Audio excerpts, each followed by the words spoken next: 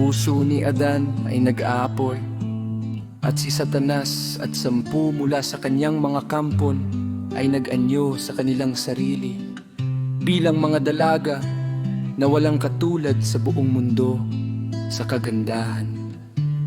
Sila'y umahon mula sa ilog sa harapan ni Adan at Eva, at sila'y nagsabi sa kanilang sarili, "Halina, titingin tayo sa mukha ni Adan at Eva.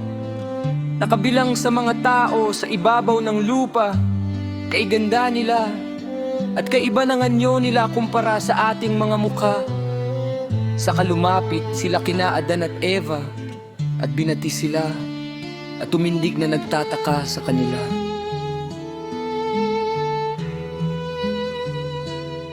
Tiningnan din sila ni Adan at Eva at nagtaka sa kanilang kagandahan at nagsabi, "Mayroon nga bang sa ilalim natin isa pang mundo no may mga nilikhang magaganda gaya nila?"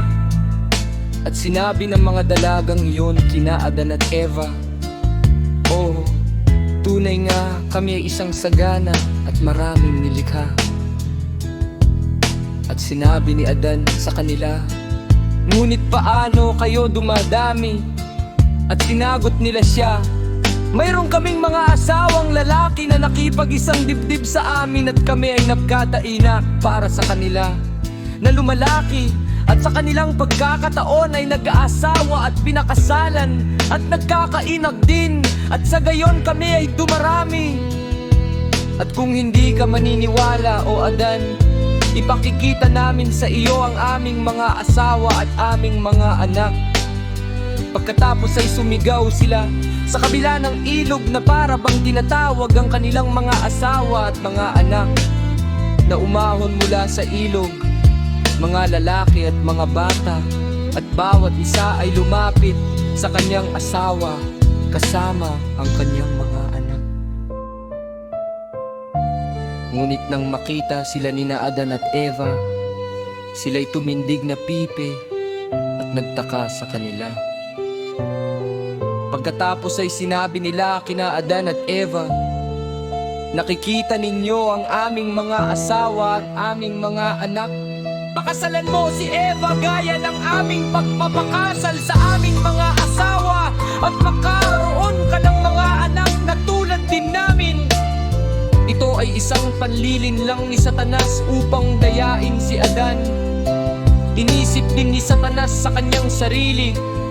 Noong una, inutusan ng alahayaya si Adan tungkol sa bunga ng puno na sinasabi sa kanya, "Huwag kang kakain yun, kung hindi, sa kamatayan ay mamamatay ka." Ngunit kinain ito ni Adan at gayon may hindi siya pinatay ng alahaya, ipinataw lamang niya sa kanya ang kamatayan at mga salot at pagsubok hanggang sa araw na siya'y lalabas sa kanyang katawan.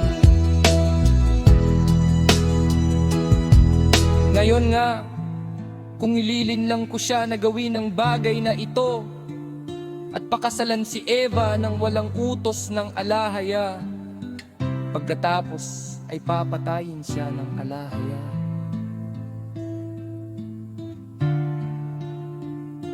Kaya ginawa ni Satanas ang pagpapakita ito sa harapan na Adan at Eva, sapagkat hinangad niyang patayin siya at pawalan siya sa ibabaw ng lupa.